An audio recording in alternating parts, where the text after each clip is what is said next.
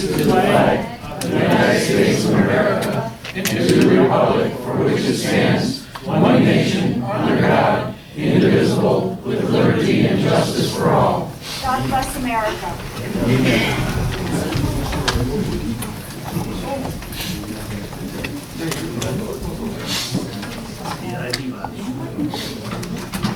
Where's Batman? He already came? Got a new show at your Thomas Street. I'm out of the back on the Haylofts. Yeah. Tom Maggi must have sent him over, so. Okay.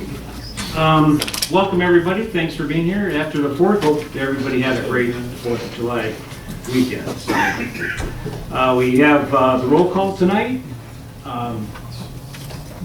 Is TJ absent? Yeah. Okay. TJ's absent. Everybody else is present. Tonight, we have a presentation, Cliff John, right? So we'll welcome him to the township, and he has a presentation, small presentation for us tonight on trafficking. So we'd be ready to hear your comments. So come on up, stand up, or whatever you got for us. I think you have a video that. Ready to start now? Yep. Okay.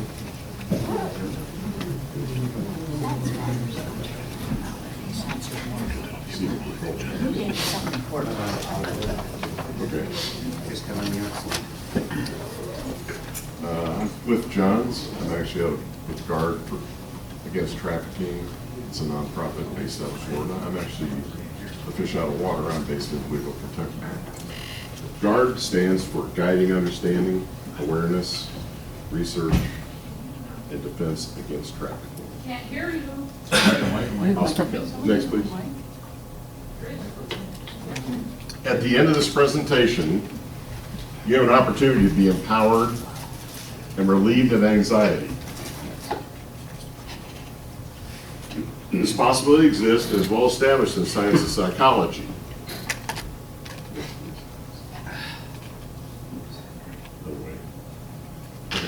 Okay, we fear what we know, we don't fear what we don't know. Next, please. What do you fear? Just give me an example. Tell me something you fear. Quick. Coyotes. Coyotes, okay. Dishonest government. Deer flies, what? Dishonest government. We all fear things. Everybody fear one of these? Yes, please. How about one of those? I love sharks. Yeah. That's right. That's a megalodon at the top there. One more, please. This is one I don't like. There's a tooth for one of these megalodons. If there's any children in here, they can handle it carefully. If there's any adults that act like children, don't touch it. That's a tooth of one of the ones in the top. But we fear these things. But we know them, right? Next, please. Well, why do we fear sharks? Why? Why do you fear sharks? They get hurt. Anyone else? They're big. Okay. Jaws. Next, please. We fear sharks because there's Shark Week every summer. USA, there's 24 shark bites. There were 24 last year. 0 fatalities. Next, please. Fatal shark bites in the U.S. since for 443 years, 37 total. Next. So your Sharky odds of a bite are 1 in 10 million. When I looked it up, it's the same as getting a lotto 47. 1 in 10 million. Fatal is just statistically insignificant. Doesn't happen. Next, please. However, dogs kill 30 to 40 people every year. And you have those as pets. Anybody have a shark for a pet? You want to see a rep? Some hands? Next, please. Okay, we fear sharks because we know them. We don't fear human trafficking because we don't know human trafficking. We fear what we know, we don't fear what we don't know. Next, please. Human trafficking, there are a number of types. Can somebody tell me a kind of human trafficking? Sexual. What's that? Sexual. Sexual, yes. Child. Labor. Labor, yes. Child. Any others? Financial. Say again? Financial. Financial. Money laundering, yes. Next, please. There's labor, there's sex, domestic servitude, which is a modern version of slavery. illegal adoption. Guys, there's a little dark stuff here, organ harvesting, and forced criminality in military. And more, and a combination of these. Human trafficking generates a lot of money, a lot of revenue. Anybody want to guess how much money human trafficking is generating right now, today, in the world? Billions. Billions. Billions? Look here, by region. Now, depending on what source, this is from a credible source. Some of the sources I can't tell you who they are, and I'll explain why later. Asia Pacific, 130 billion. Americas, all three of them, 100 billion, almost 110. And the rest of it, the rest of the world, the EMA is about 107. That's all. That's annual revenue. Next, please. All right, so one of the forms is, well, human trafficking is a global problem. There are 50 million people trapped in modern slavery, 28 million worldwide in forced labor, and 6 million for sex exploitation. All the people exploited for sex are also trafficked for labor. The people trafficked for labor are not necessarily trafficked for sex. Sex trafficking occurs in the U.S. 72% of, everybody know who Polaris is? No. You've heard of Polaris? Okay, they're a great data accumulation organization and a lot of other things, but they're a pretty credible source, and one of the most. 72% of their cases are that they get calls for sex trafficking. Of the sex trafficked individuals, 91% are women and girls. That means 9% are boys and men. 55% in the U.S. are trafficked with family members, and worldwide, excuse me, are associated with their family or family network.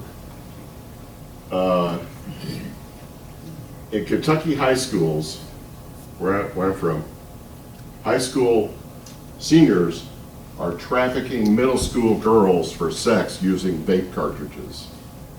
I know. This is part of this is these people that are doing the trafficking are extremely creative. You cannot wait to find out how creative they are. You don't want to find out. Next, please. Domestic servitude. This is modern slavery. All these people at risk, 80% of them are women, many are migrants. A lot of people working here in the U.S. in roofing or whatever they're doing, they're paying off a debt for getting smuggled in decades ago. They were given a credit card for that debt. This is the kind of credit card you never really ever pay off. The interest is so high. And the penalties, they beat up your grandmother in Mexico. Some of these cases involve diplomats. U.S. and foreign. Next, please. Labor trafficking, millions globally. 16 million of those are in a private economy of some type. 92% in the U.S. are foreign nationals that are being trafficked. A high percentage of the foreign nationals. Right. Child trafficking, 1 in 4 traffic victims are children. 1 in 4. And by the U.S., we define a child 17 and under. 1 out of 5 runaways end up being trafficked. The LGBT, so many letters. That community, youth are targeted at a rate 5 times higher than any other community. So they're extremely at risk. Oh, thanks. Organ harvesting. All right. There are at least a worldwide 10,000 illegal transplants per year. The kidney is the #1 organ that's stolen. There's also kind of false compensations. I'll get into how we know this, but one of the people that has reported to us, his entire family was involved in organ harvesting in Mexico. There are a couple cities in Mexico where all the organ harvesting is occurring in veterinary clinics in the basement. However, these patients never checked out. So one of our informants was the person it was the family member that got rid of the bodies. And we asked, well, how do you get rid of all these bodies? He said, well, because they don't come out. He said, well, we burn them. We used to burn them in diesel fuel. I'm sorry, we used to put them in acid, in a drum of acid, and just dissolve them, but it took too long. they went to hotter standard diesel fuel and used motor oil. He said, well, how many bodies have you had to dispose of like that? He said, too many to count. He's 25 years old. Next, please. I only have 10 minutes, so you can ask questions later. I'd be happy to answer all these. Forced criminality, military. A lot of trafficked children and adults are forced into doing drug crimes and other criminal activities. They have a debt to pay off, and it never goes away. This is often misidentified. Sometimes you think it's a drug dealer, but they're actually the result of being trafficked.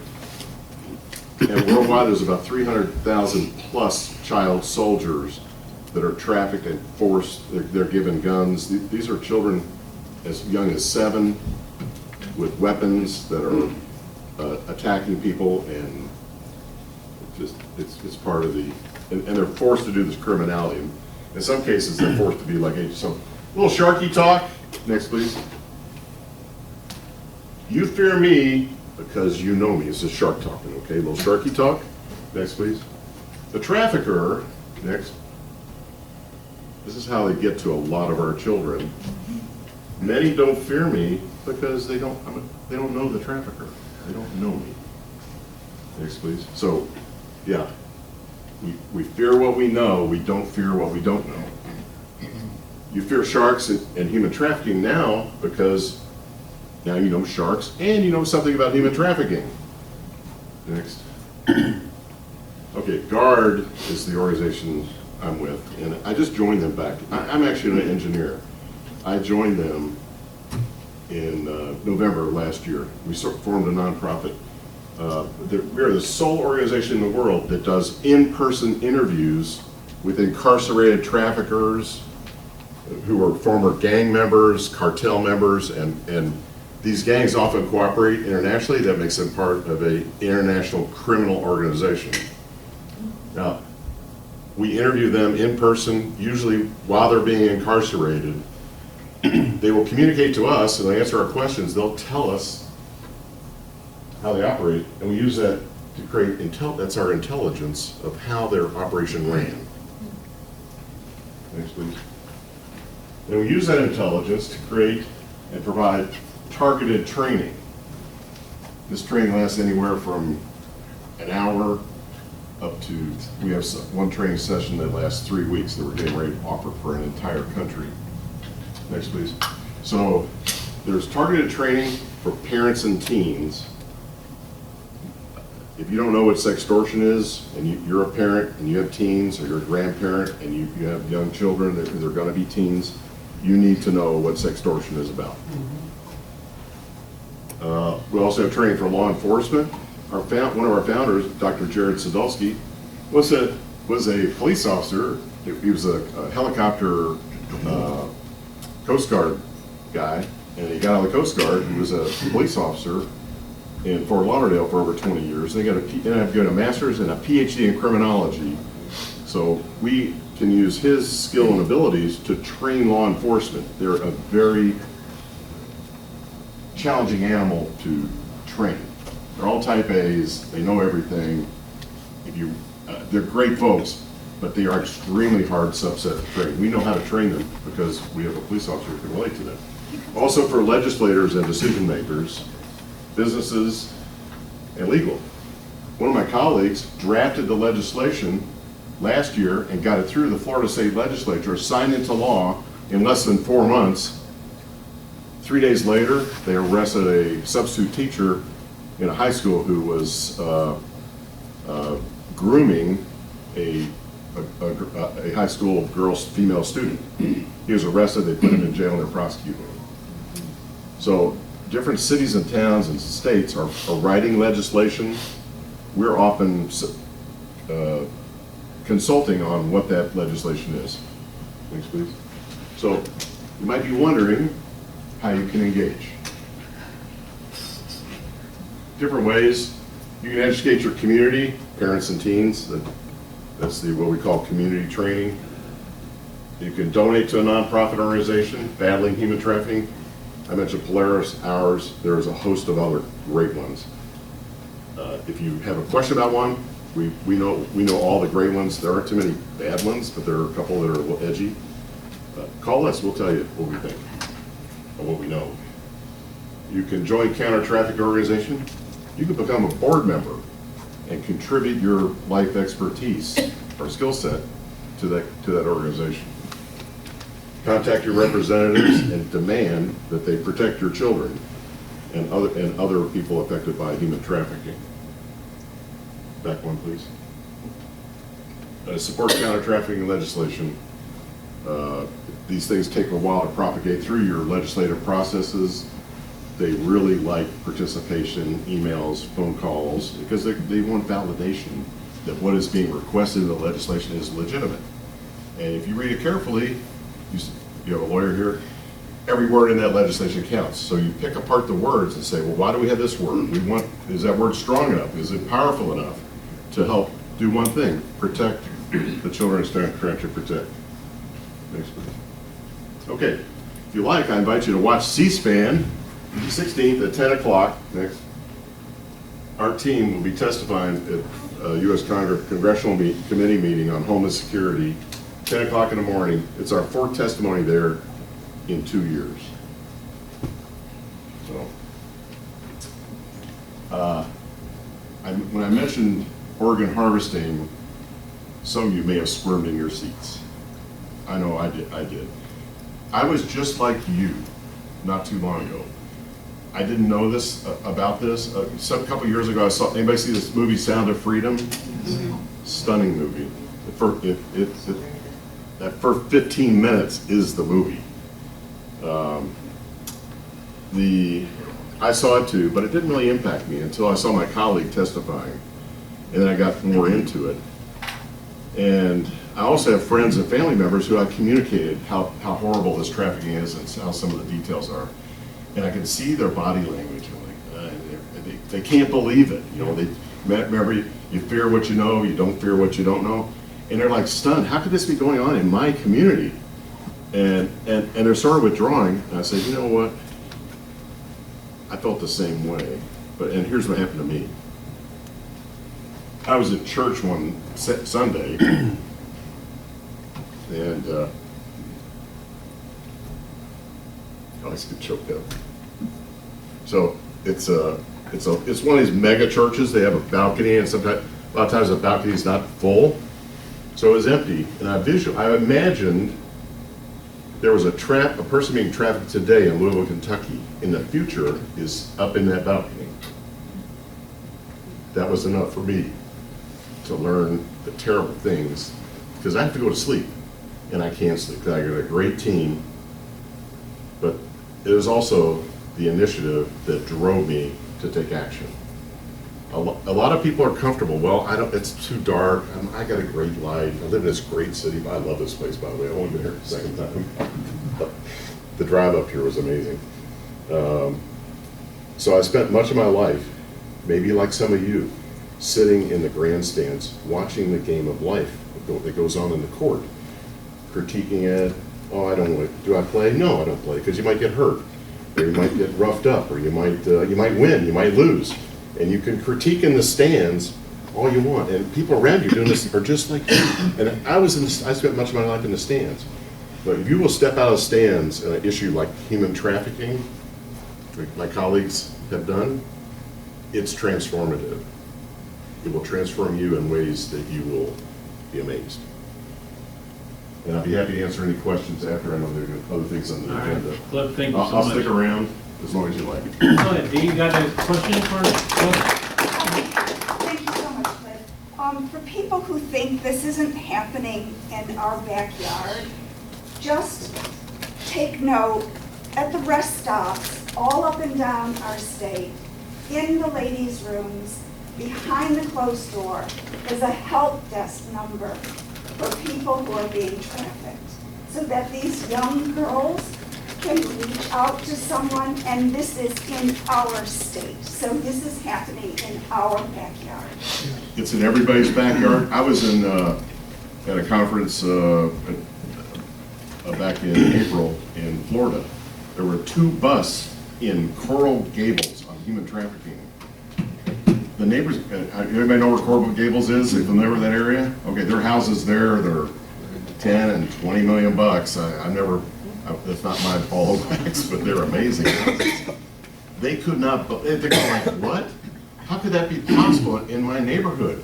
They're actually stunned. Not only one case, but 2 cases of human trafficking.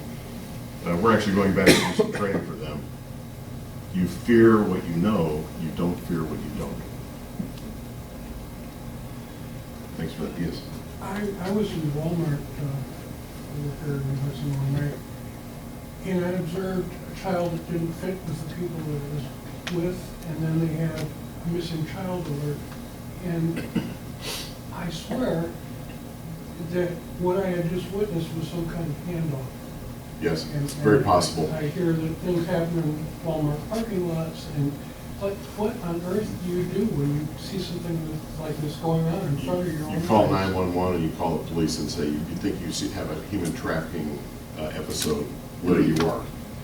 Now, it's a little complicated to recognize it, but you can always trust we have Batman in here, Spider-Man, is he here last time? Okay, Spider-Man, everybody has spidey senses. If you see something that doesn't look right, it just doesn't fit, Yeah, didn't- your parents, a lot of your parents, you have children in your neighborhood or families, you know kids. Kids are always a certain way. Now, they're fussy and they're uncooperative and all that, they're happy and they're silly and crazy sometimes. But when they just do things that don't fit, you know it. That's the time to call. You don't have to accuse anything, just say, I have a suspicion there may be some human trafficking going on in this Walmart parking lot based on what I saw. Well, this is in the store. And In the store where it was. child alert, and what has happened? Why do we get Okay, anybody else for Cliff? Now, he'll be around afterwards, I hope, Yes, sir. and we can talk then, too, so, thanks again.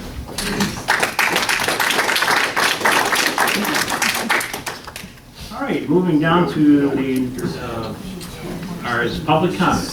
Who's going to be first? Fine. I'm sorry, what? Did you do the consent, approval of the agenda? No. Yes, we're down to Sure, that's public fine. comment. And then, What did Candy decide, Ken, about the sewer? we're going to talk about that under board discussion, so Okay. we'll get some time on that. Yes, Pete? Thank you, Gary, and the board. So for those who don't know me, I'm Dee Davy, and I'm a precinct delegate, and I'm here with several other precinct delegates in the room. And we've been getting our neighbors together on a monthly basis for well on 2 years now. And we meet to get to know one another, talk about issues that are going on locally in Michigan and the states.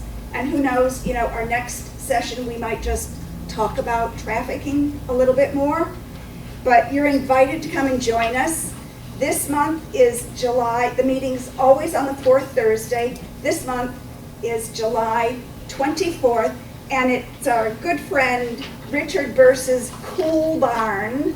So please come and join us. There's a couple of leaflets at the back, or take a picture of the brochure. Please feel free to come and join us. My name is Dee. Reach out to me anytime. Thank you. Thanks, Steve. Okay, anybody else? Yes. I guess I just saw it on the news, so hopefully we have a moment of silence for the 2 people who lost their life on Isle Royale. I heard they were from Salem Township, so we're a small community. That's a lot of people to lose in one community. So let's have a moment of silence to remember the family. They lived off of 8 Mile there, so.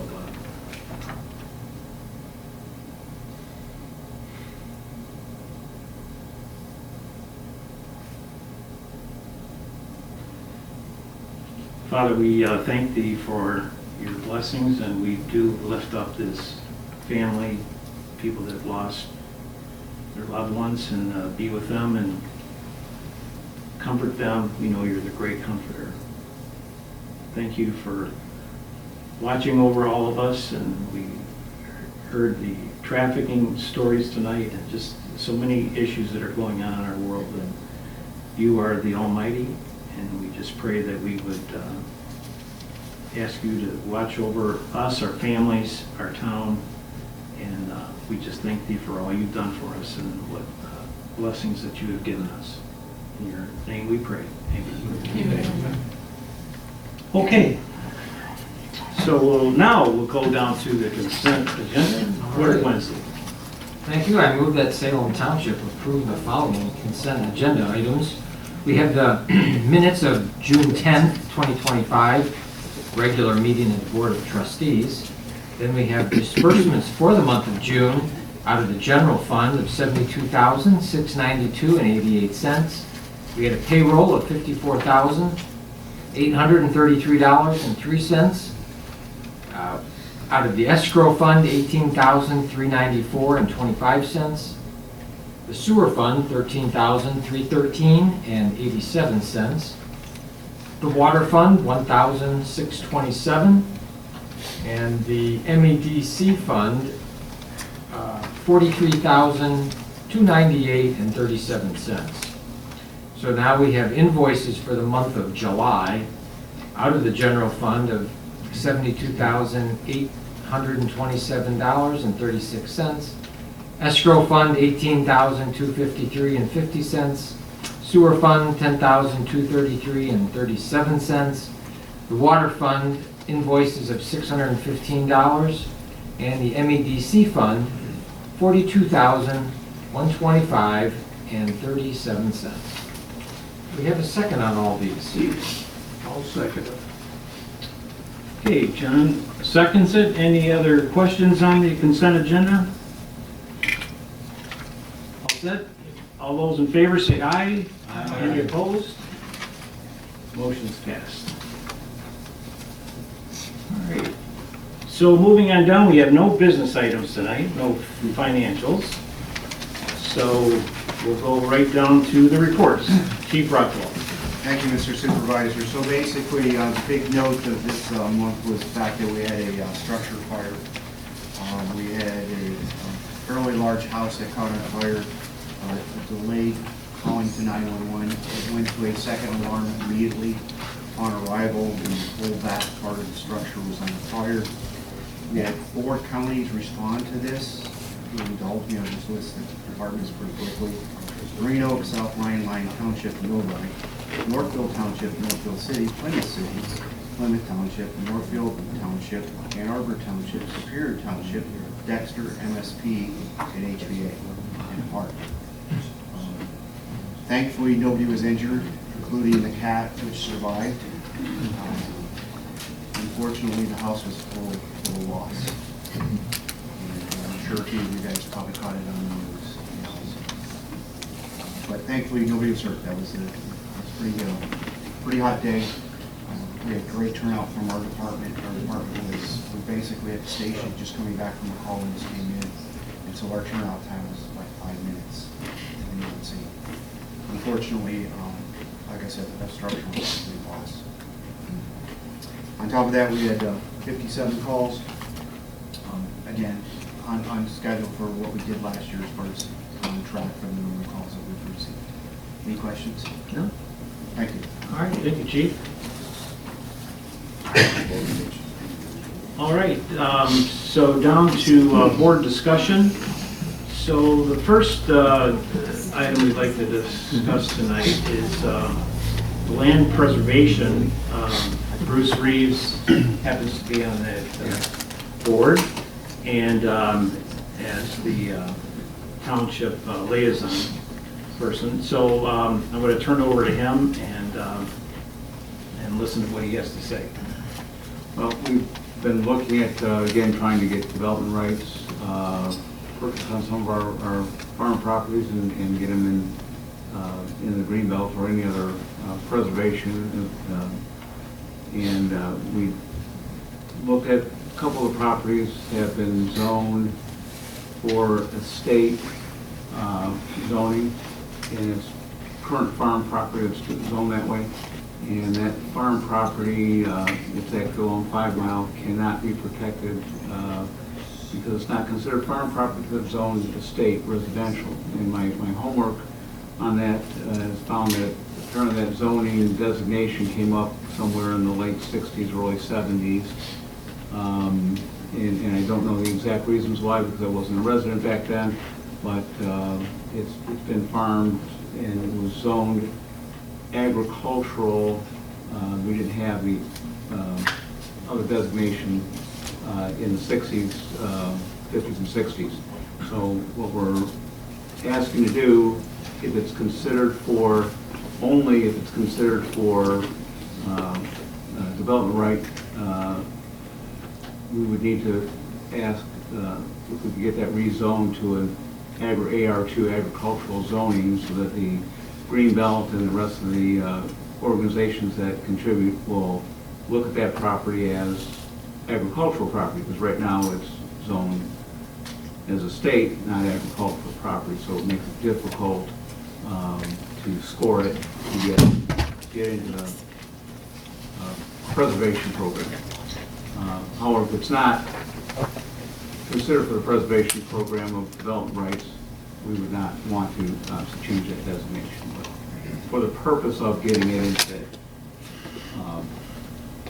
development rights, being sold out and keeping it as farm property in that section of our township, we would like to see if there's a way that that can be done, but still protect, the township from changing zoning just for development purposes. We don't want it to be developed, we want it to stay the farmland. Thanks, Bruce. So this piece of property, I believe, is 107 acres? 107 acres. This is owned by the Hamilton family. This is property that's off of 5 Mile, just east of Curtis Road on the south side. And so, again, the idea on this is that I believe it becomes more valuable to people who have monies for these kind of preserving property, that it's more, there's more funding for it if it's zoned AR instead of estate. So which is basically, it's I think 5 acre minimum now. Yes, that's correct. Which is very few state zoning that we have in our township. Most is 2 acre minimum. So basically, they're asking that the township consider rezoning it to agricultural residential, which is 2 acre minimum. But again, it has to be with the understanding that the township, that they would not be allowed to sell that property at a 2 acre minimum. They would have to sell the development rights off first before that property could be sold. So it's great for the township to, it's good for the owners, it's good for the township to preserve, I think it's 107 acres along that route. Now, I made the call to the Coyle family, that's also has about 80 acres, that's is right up to it. So we're kind of giving them the same offer if it's something the board decides to do to rezone that, so that the development, the Ann Arbor Greenbelt, whoever is involved to provide funding for the development rights. So that would be a nice chunk of property. It backs up to the township property, the 235 acres. Actually, the board is also looking at the Bonner property, which is, how many acres is that? 160 acres. So that comes across 5 Mile, that is heading back north. A lot of heavy wooded area there that would be preserved. And then we're also looking at the property, the Bach Farm, which is on 6 Mile or Curry Road. I think there's 100 acres on each side of 6 Mile. The old farmhouse is there, but there's farmland on both sides of it.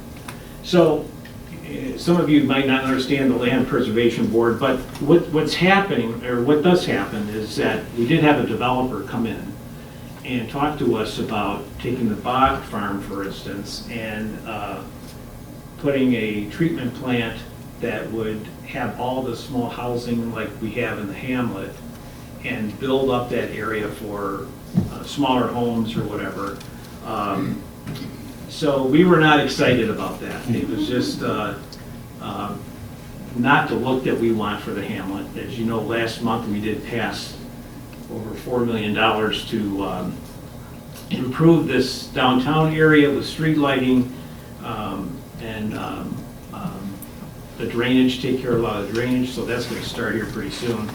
So that's not kind of what the township envisioned for that piece of property over there. So we're just trying to figure out ways that how can we protect it, how can we keep it farming, and so that's kind of what's proposed. So I just want to ask the board if you have any questions about it. I think Bruce can, or I can help understand it, but the idea would be is to rezone the property to agricultural residential, and then have the owners of the property sign an agreement that it would stay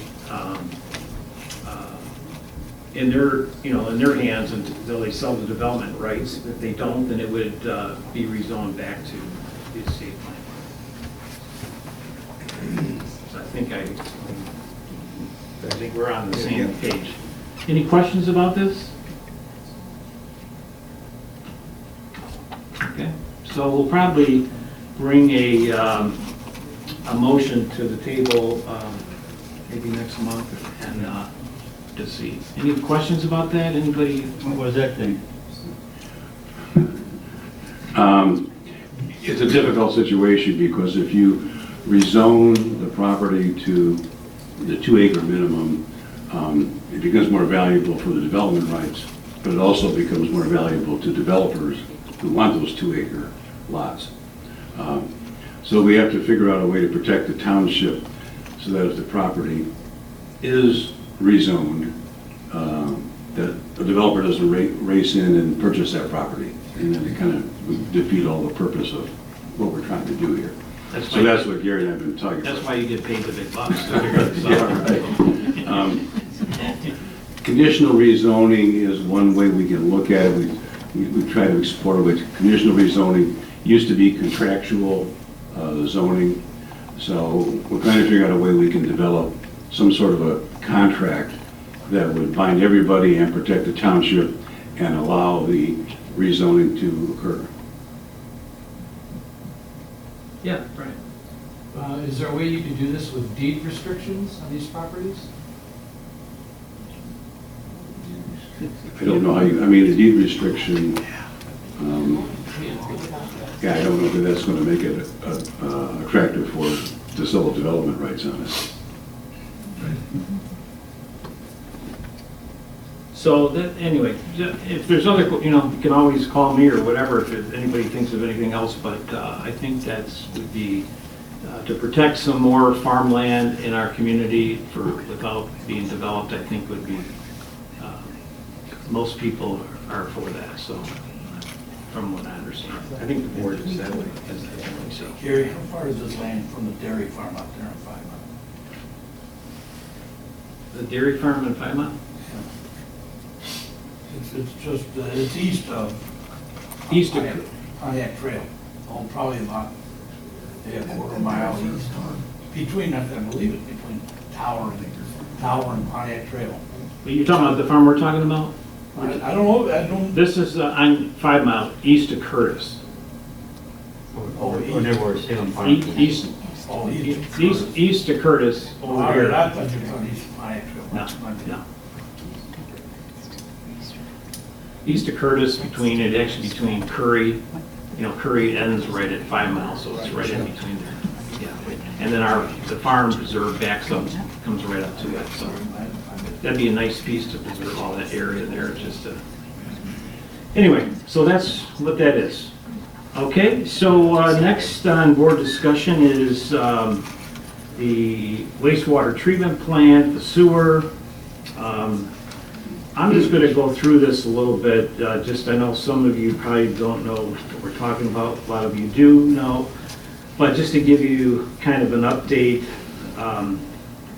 back there was a public hearing back April 4th, 2024 at Northridge Church of what the charge was between the townships that were there which was talked about Plymouth and also Canton Township and also Van Buren Township about proposing a new, different direction other than going through Superior, which had been blocked.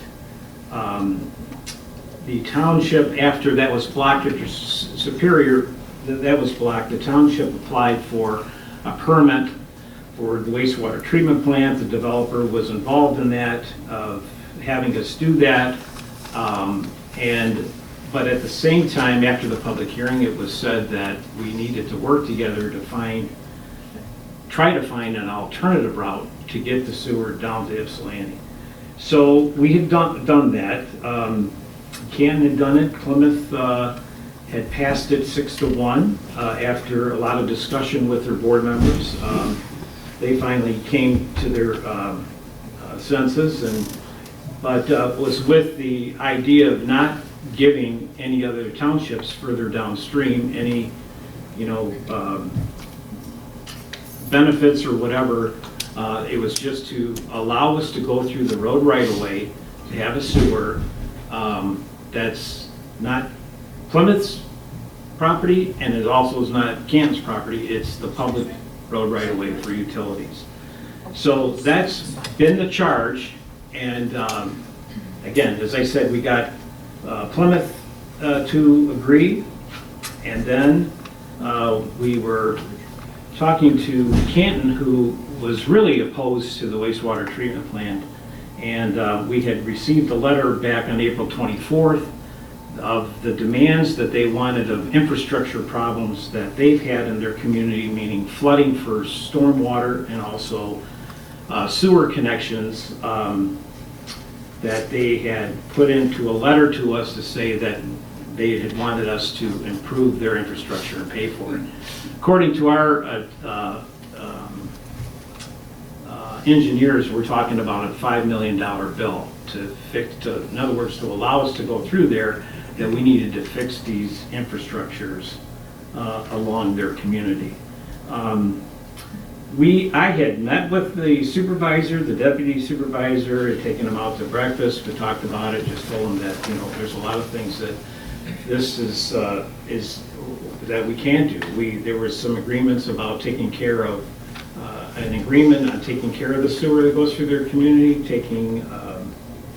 planting the trees, or doing any things that we disturb to replace. So there are agreements that had been made and agreed upon, but not the $5 million infrastructure improvements to their properties that they've been having flooding issues along through Canton. So our attorney put a nice proposal together at their board resolution for Canton Township, and to our surprise at their meeting, it was totally a different board resolution that also had these demands in there. So they approved being against the wastewater treatment, but also they include all these fixing of projects of infrastructure in their community. Ed and I wrote them a letter after receiving some of their information back, and I think this is probably one of the letters I'd like to read to you. So this is Dear Supervisor Graham and Deputy Supervisor. Salem Township has received the resolution adopted by Canton Township trustees at Tuesday night's meeting. To say we are offended and disappointed would be an understatement. For over a year, Salem Township has been led to believe that Canton would grant consent to Salem Township to construct a sanitary sewer line in the public right-of-way through Canton to Yucca facility in Ypsilanti. But Salem Township was blindsided by the resolution passed by the Board of Trustees, which contains a number of conditions to consent that Canton has repeatedly been told that cannot be accepted by Salem Township. Furthermore, the resolution states that the cost of providing the conditional Canton Township infrastructure improvements shall be the responsibility of Salem Township. Salem Township has repeatedly advised we are facing pressure on deadlines to have the sewer lines immediately constructed, and Salem simply cannot wait any longer, but must proceed without delay. According to Salem Township, we will be proceeding to erect the wastewater treatment plant in Napier and 14, and has asked Eagle to pursue to issue the wastewater treatment plant permit without delay. It is most unfortunate that the neighboring townships could not have more cooperation in granting consent for the sewer line in Yucca, which would have been the best solution for all parties involved and most environmentally friendly alternative. But Salem Township is left with no other choice at this point but to proceed with construction of the wastewater treatment plant. So we had talked to the state, and the state has written a letter back to them and has told them that they have been disappointed in this and that they have until the end of July to reconsider their decision on this. So once again, it's Salem Township does not want to build a wastewater treatment plant, but we have a developer that is anxious to develop, and what battle are we going to fight? But we're still hoping that they will come to their senses to allow us to put that sewer in. A couple good things that have happened is that we did get the extension of the grants. We did? Mr. Plato. I didn't know that. I thought we did. I thought I heard the note from you. No, I applied for the extension. I didn't know we got it. No, I heard it was good news, and that I have to check my emails again, but I thought we did receive it. So Was it like just today or what? it was Friday. I think. I had family at my house. All right, maybe that's what it is. Maybe you're involved. Maybe I missed it. But When did Canton Township make the resolution? that was a week. Weeks go by so fast. June 24th. Oh, I have plenty of tenants now. So, we're, again, in one of the letters that Anne Marie, the supervisor, came and wrote, it's just surprising. They talked about the stormwater and also the sewer that would contribute to flooding that they're already currently having. Our engineers have done and have paid for a lot of the studies. So the study shows that the wastewater treatment plant doesn't add any, like if there's a big heavy rain, it's designed to hold the water back and slowly into the creek after the creek, its banks go down. So that study has been done. And the other is the stormwater. So Salem Springs, which is Shostak Group over there for the 550 homes there, they had gotten approved from Washtenaw County for the storm water that they designed it to there's retention ponds so that if there's nothing was ever even built there, that that's what the retention ponds are going to hold. Of any storm water during heavy thing, it's going to hold and very small seep into the streams once the banks go down. So it's not that we're adding any, because they would be against it even if they say they allow the sewer to come in, then a lot of people would be upset about the stormwater, which all the buildings there running off into the creeks is going to cause more flooding downstream. Just not true. It's been designed so that if nothing was ever being built there, it's designed that they have retention ponds that are going to hold that water.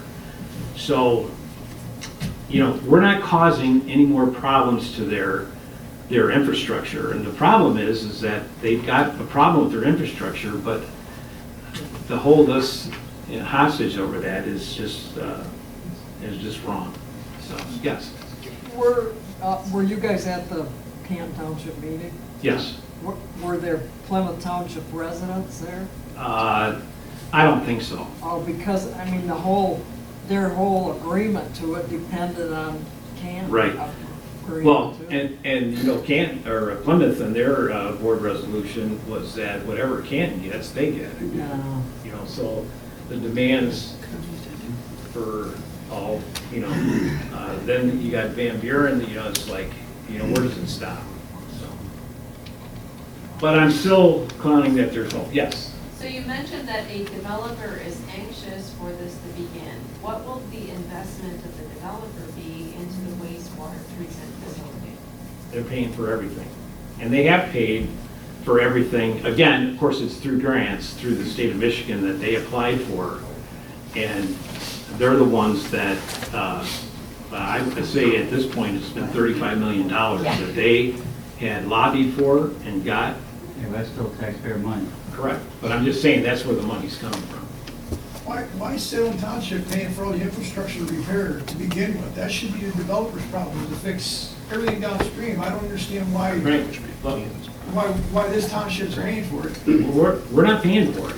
I'm just saying, that's what they're asking for us to do, but we're not. They're asking Salem Township to pay for it, though, that's what you said. Right, this Cantlos is asking that. But shouldn't you just hand that to the developer and say, hey, why don't, this is what you Yeah, need to be do. to fine make with this it, that's work. what we've done, we've told them that it's in their hands.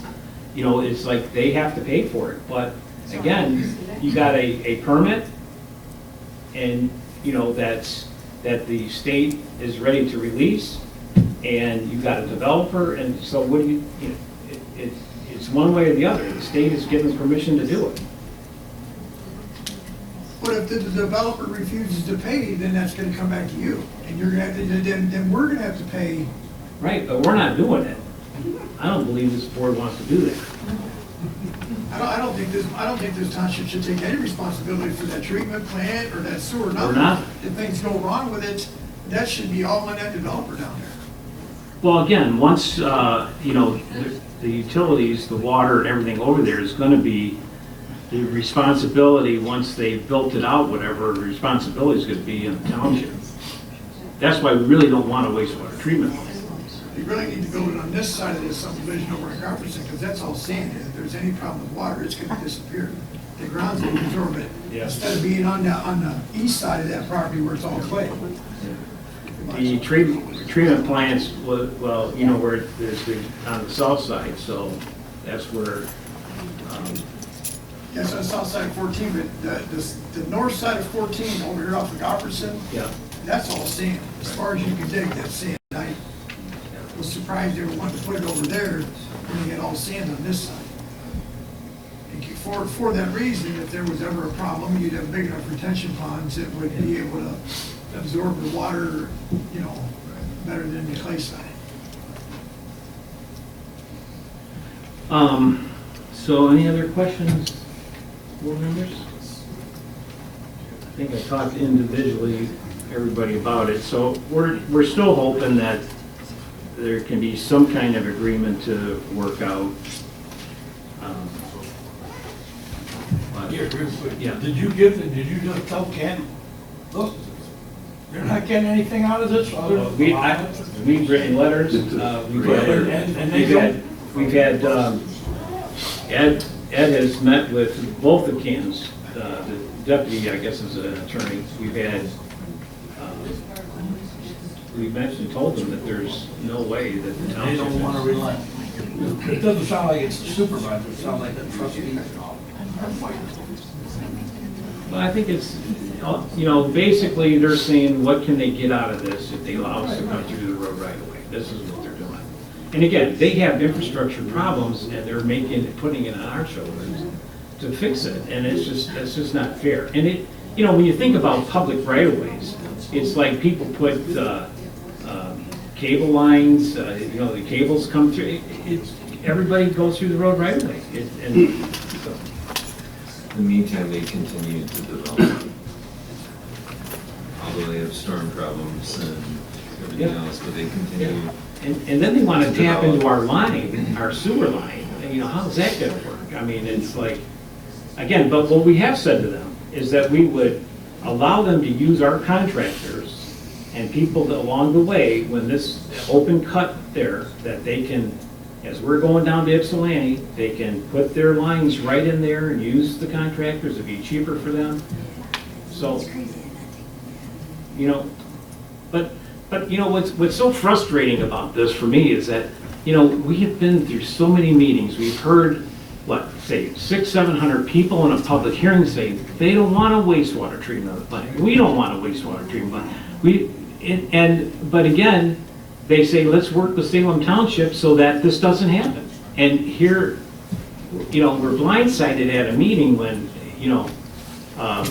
I've called them and said, everything looks good, and then they start reading this other resolution, and you gotta be kidding, so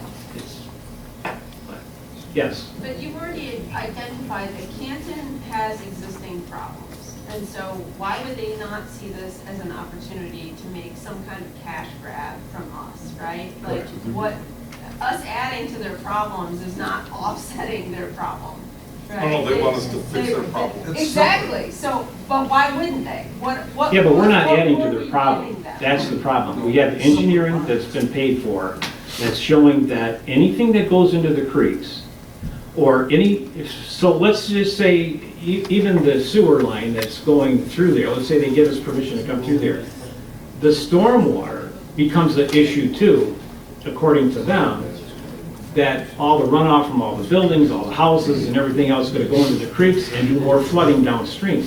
That's not the case. The county has already approved for Salem Springs to have retention ponds to hold all that water. So that it's not, when there's a big rain, that it's not flooding or adding flooding to their issue down there. When the banks go down, then it seeps out into there where it's not going to cause more flooding. I mean, you pay thousands of dollars for all this engineering work to show them this is, and same with the wastewater treatment plant. One thing, you could say this all day long, and people in Canton and Plymouth think we're trying to pull a fast one. But if the state goes over and tells them to their face, you guys, this is the way it is.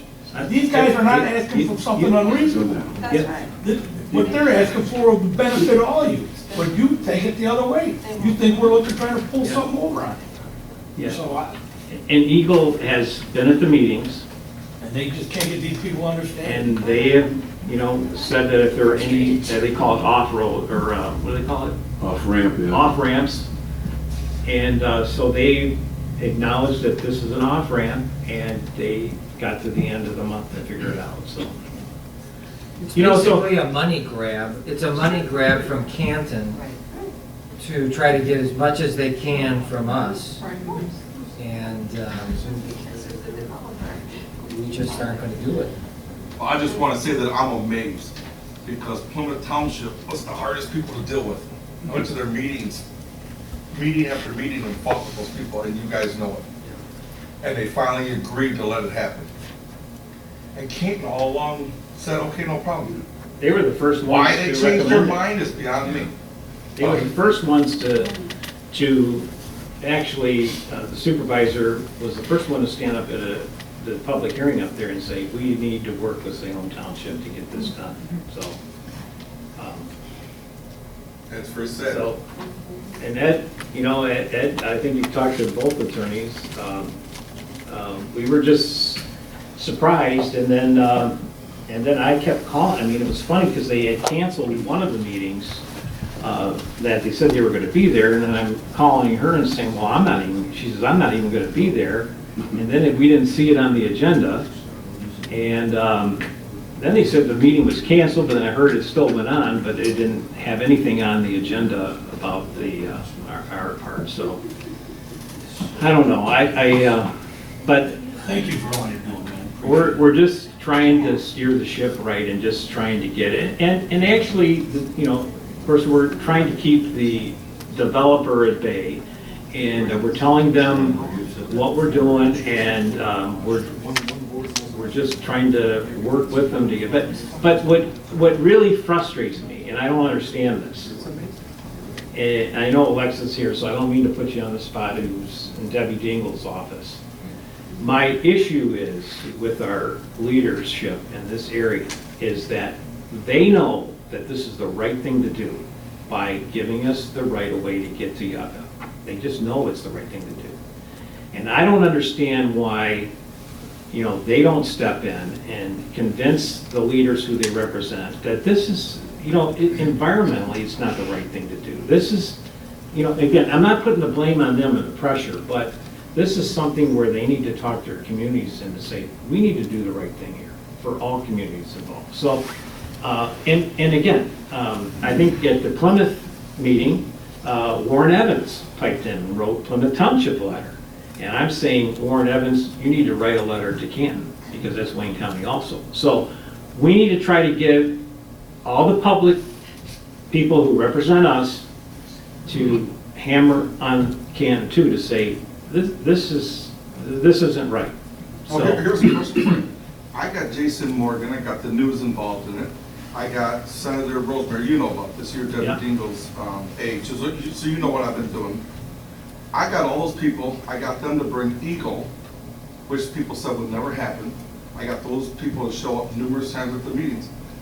Have you guys reached out to Jason Morgan or Senator Rosemary yet? Because they will put the juice to them. So, again. I promise you, I'll be calling them when I leave here. These people, again, Richard's got his opinion, and it's fine, but that's not exactly what happened. You told me that Plymouth Hold on a minute, hold it, Township you don't have the floor yet. You don't have the floor, so you need respect. You turn to talk. All I'm saying is that in these township meetings and stuff, we had to have public officials know what was going on. They set up the meetings, they could have whoever they wanted at their meetings, either the supervisor. I can have the supervisor of Plymouth Township here tonight, also Anne Marie. They knew that they could have anybody that they wanted at the meetings. They chose not to have at one meeting that Richard was at, they chose not to have. I brought a lot of people there. They were told that they did not want the state person there. I wasn't there, and I wasn't gonna go there until the state and everybody was gonna follow us with that procedure. Because of the comments that were made at that meeting, Chuck just Kirby, hold on a minute. And I'll bring You Chuck don't need Kirby to down interrupt the here meeting. to This is not your testify. turn to talk. You need to learn to talk when I ask You you. need to tell the truth, my friend. So I'm telling you, that kind of statement caused, I got- hold on a minute, that kind I of can statement back you it up. just I got made, proof of it. hold on a minute. Well, I got proof of it. Watch the meeting and you will see where you said that the township has not been I didn't say the upfront. Yes, township. let's- I said all I right, am let's get the very- tape out and we'll I'm watch it. very- No, I said Okay, you, Gary. so here's the thing. I'm gonna just finish mine. You can finish yours when it's public comment. So all I'm saying is that during the meetings, is that I had to take two of the members out. Chuck Kermy at Plymouth knows this. That I took two of the members, trustees, out and to make them understand, because they felt that Salem Township, because of some comments that were made, that Salem Township wasn't being upfront and honest with them. And that is wrong and that is false. And if you look at the meeting, you will hear a person say that. You'll hear me So say it. I'm just I saying, said that that you is weren't not. being transparent. You are being transparent. We gave them everything that they wanted. So that's online. You're more than welcome. You go back to Plymouth Township and watch the meeting and you'll see it. So, anyway. So what else? I had a question. Can I ask a question? What about, what's the third township that the Sour Sewer goes to? I'm sorry, what? Van Buren, have they approved it? Kevin McNamara is the supervisor over there. He said he has no problems with it yet. Now, we don't have an agreement with him yet, but he does know about and has been supportive about it on the phone. Just wondering. I was at that meeting on April 24th last year. There was one person in that room wants to leave for it. Correct. So there's nothing mysterious going on. Yes, Bob? We beat this subject to death every month, and now we're beating it again. Can we move on to the next one, please? Well, it's important, it's one of the most important decisions for Salem Township because we don't want a wastewater treatment plant. We want to do the right thing, but again, we got to work together with our community leaders and hopefully that the state, because the state is the one who's issuing the permit and they're the ones that they don't want this. So they're trying their best to get everybody involved to not have this happen. Mr. Supervisor, Yes. if I may, just so everybody's clear on the status of the grant, I did write to the MEDC, Michigan Economic Development Corporation, requesting an extension of the grant because it technically expired on the 30th of last month. The last correspondence I received from them was on June 27th, which is the one I forwarded to you. And at that time, they said, thank you for letting us know, the new date that you've requested. We'll begin working on it, and we'll have something sent out to you, the supervisor, once it's ready for signature. So I take that as a very positive sign, but not an absolute, but that we have the extension. Okay. Thanks for clearing that up. I don't know if that's the one I seen or not. That's the only one I have, so. All right. I just want to make sure I didn't miss them. All right. Any other comments about that? Right now, we're just pursuing to see what else will happen, and we'll keep you informed. Hey Gary, I was, driving Joy Road and Goverson. Fire hydrants that we have in are pretty much just the overgrowth around them. There, some you can see, some you can't. Is there any way we could hire our maintenance company to either weed kill or weed whip around them? I think they should be exposed a little bit better than that. Yeah. Suggestion. Okay. And then D, where's the last meeting you mentioned about the ballot that's they're trying to come out. Just to let everybody know, you're hearing more and more about that they're trying to push it. Yeah. More and more commercials on the radio and such. So They're very dangerous. So do you want to comment more about it? Ranked voting. So the latest update on the ranked choice voting is that the Board of Commissioners approved the language which gave Rank My Vote, which are the group behind pushing for ranked choice voting.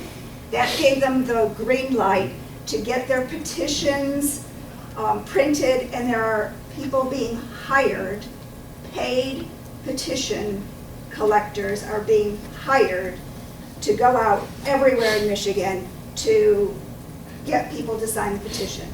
If they get 440,000 signatures, that will then enable ranked choice voting to be put on our 2026 ballot as a proposal. When people go in to vote, they will only see a 100-word summary of what ranked choice voting is. And people will not read the fine print typed in 8-point that has all of the real juice of what ranked choice voting means.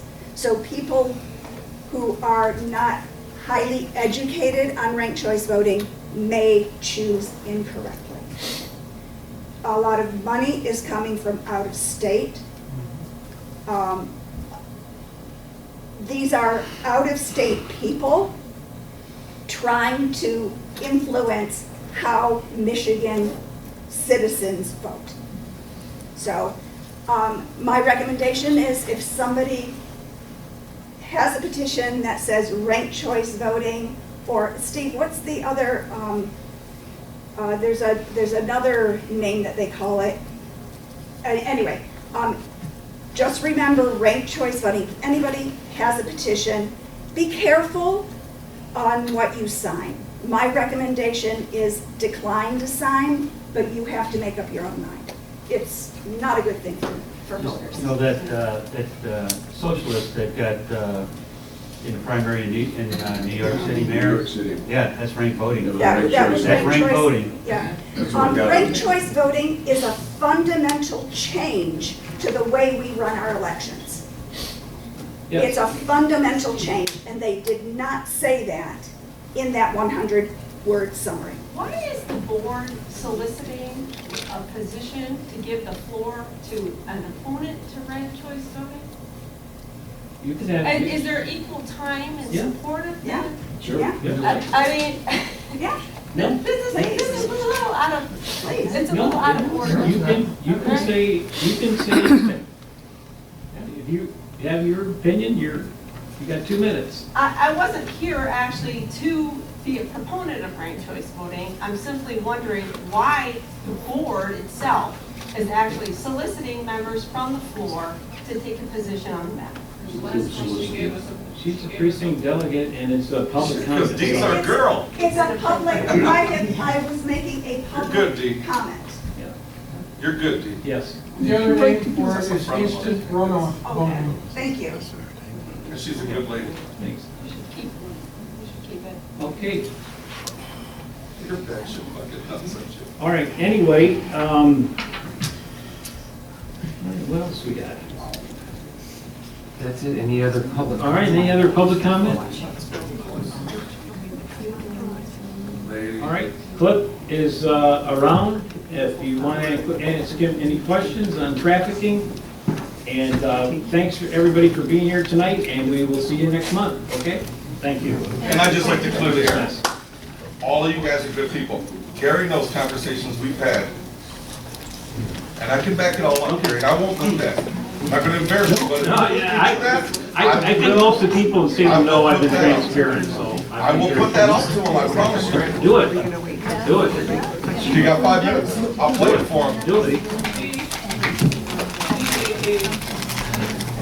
I can do that.